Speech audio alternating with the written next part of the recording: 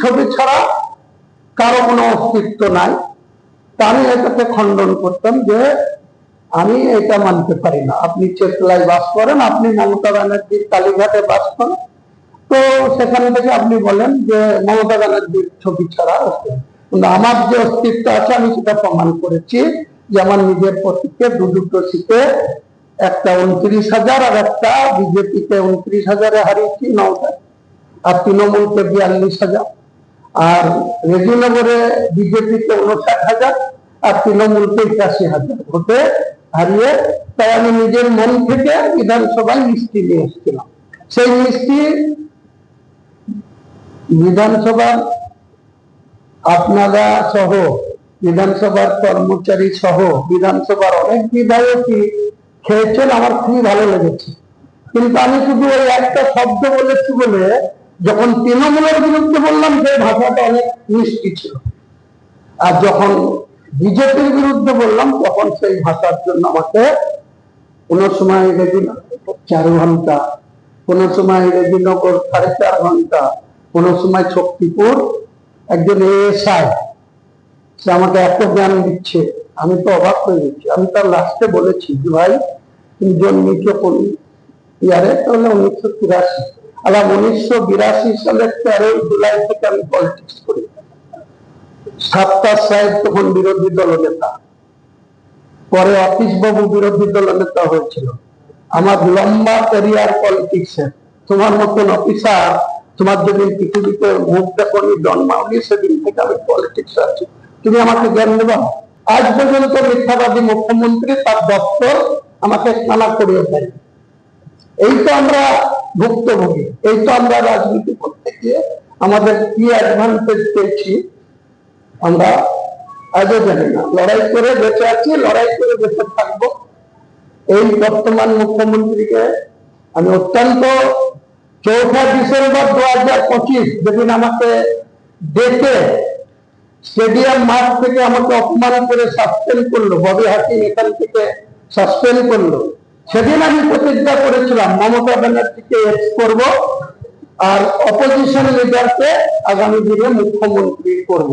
কিন্তু আজকে আমাদের এমনই সেই পুলিশ, যে পুলিশের থানাতে আমি 42 লক্ষ টাকা নিজের টাকা দিয়ে জানলা দরজা সাজিয়ে পুজিয়ে এখনো নেম প্লেটে উদ্বোধন করার নাম হুমায়ুন কবির আছে, সেই থানা আমাকে 5.5 ঘন্টা ধরে জিজ্ঞাসাবাদ করছে একটা সামান্য ঘটনা যেখানে আমি বিজেপিতে পতাকা ধরার লোক থাকবে না এটা বলেছিলাম বলে।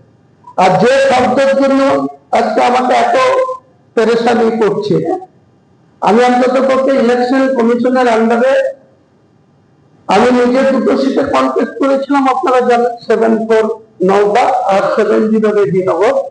10 বার বলেছিলাম। এখন কাদের এগেনস্টে বলেছিলাম? তৎকালীন শাসক দল তৃণমূল কংগ্রেসের এগেনস্টে বলেছিলাম কেউ যদি বুথ দখল করতে আসে তাকে সাঁতা ভাঙা মারতে হবে।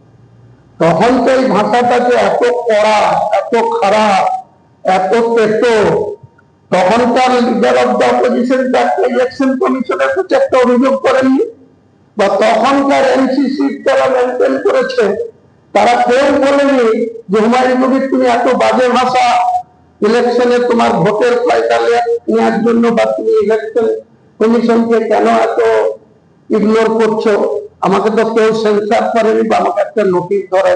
10 বার বলেছিলাম, সে রেজিনগরে হোক, হরিয়ারপাড়ায় হোক, নওদাতে হোক, 10টা সভায় আমার কাছে প্রমাণ আছে যে আমি যেখানে যেখানে বক্তৃতা করেছি তখন তৃণমূলের মস্তানরা বলেছিল বুথ দখল করব।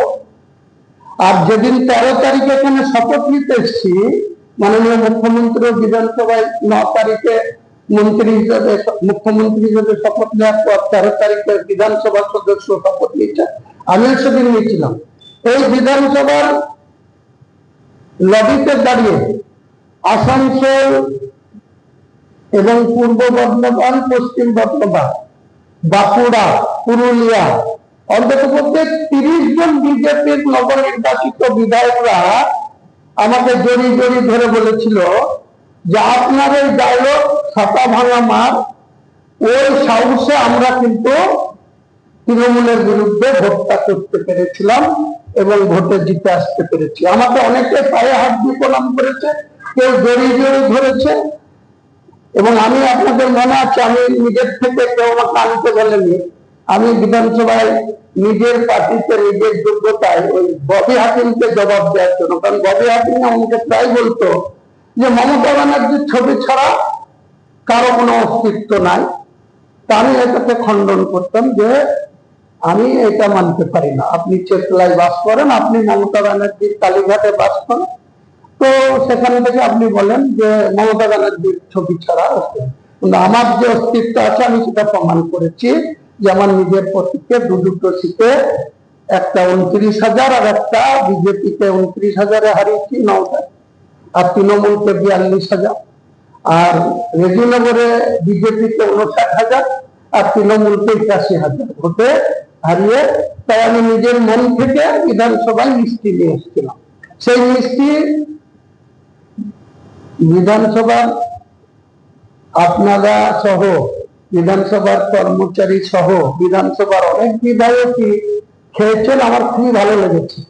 কিন্তু আমি শুধু ওই একটা শব্দ বলেছি বলে যখন তৃণমূলের বিরুদ্ধে বললাম সেই ভাষাটা অনেক মিষ্টি ছিল, আর যখন বিজেপির বিরুদ্ধে বললাম তখন সেই ভাষার জন্য আমাকে কোনো সময় 4 ঘন্টা, কোনো সময় রেজিনগর 4.5 ঘন্টা, কোনো সময় শক্তিপুর একজন এএসআই সে আমাকে এত জ্ঞান দিচ্ছে, আমি তো অবাক হয়ে গেছি। আমি তার লাস্টে বলেছি যে ভাই তুমি জন্মেছ কোন ইয়ারে? তাহলে 1983। আলাম 1982 সালের 13 জুলাই থেকে আমি পলিটিক্স করি। সাত্তার সাহেব তখন বিরোধী দল নেতা, পরে অতীশ বাবু বিরোধী দল নেতা হয়েছিল। আমার লম্বা ক্যারিয়ার পলিটিক্সে। তোমার মতন অফিসার, তোমার যেদিন পৃথিবীতে মুহূর্তে করি জন্মাওনি সেদিন থেকে আমি পলিটিক্স আছি। তুমি আমাকে জ্ঞান দেবা? তুমি এই ভাষাটা কেন করেছিলাম? তোমাকে গাল দিয়েছে আমার একটা লোক, তোমার খুব প্রশ্ন পড়েছে। তুমি কেন আমার বাড়ির কাছে গিয়ে আমার ভাইকে মিথ্যা মামলায় অ্যারেস্ট করে এনে কাস্টডিতে মারধর করেছিল? কোন অধিকারে, কোন ডিএনএস এর সেকশনে, কোথায় আইপিসি রুলে বলা আছে কেউ যদি 21 তাকে অ্যারেস্ট করে এইভাবে মারা যায়? 22 এপ্রিল আমার ভাইপো, সে অনার্স গ্রাজুয়েট ছিল, তার অপরাধ সে আমার ভাইপো, তাকে তুলে নিয়ে গিয়ে রেজিনগর থানার কেস কানেকশন, মিথ্যা কেস, শক্তিপুর থানার লোক রেজিনগর থানায় কেস দিয়ে 23 এপ্রিল সকালবেলায় ভোট হবে, সে আমার বুথে, আমার একটা বুথে এজেন্ট থাকবে, তাকে 5টার সময় অ্যারেস্ট করে নিয়ে গিয়ে শক্তিপুর থানার ওসি অতনু দাস তাকে উত্তম মাধ্যম পিটাল। এই গত 2 দিন আগে কাঁদিতে একজনকে তুলে নিয়ে এসে উত্তম মাধ্যম পিটিয়ে তাকে মেরে দিয়ে আবার সেই পুলিশ প্রশাসন তাদের বাড়িতে গিয়ে কোথা থেকে 30 লাখ টাকা এলো? পুলিশ কোথা থেকে 30 লাখ টাকা পেল? যাকে মানলো তার বাবাকে 30 লক্ষ টাকা ক্ষতিপূরণ দিয়ে সেটা নদীতে তাড়াতাড়ি করে পোস্টমর্টম করে রাত্রি 12টার মধ্যে কাউকে কোনো আন্দোলন না করতে দিয়ে আজকে তাকে কবরস্থ করা হলো। এই সরকার আমরা চেয়েছিলাম?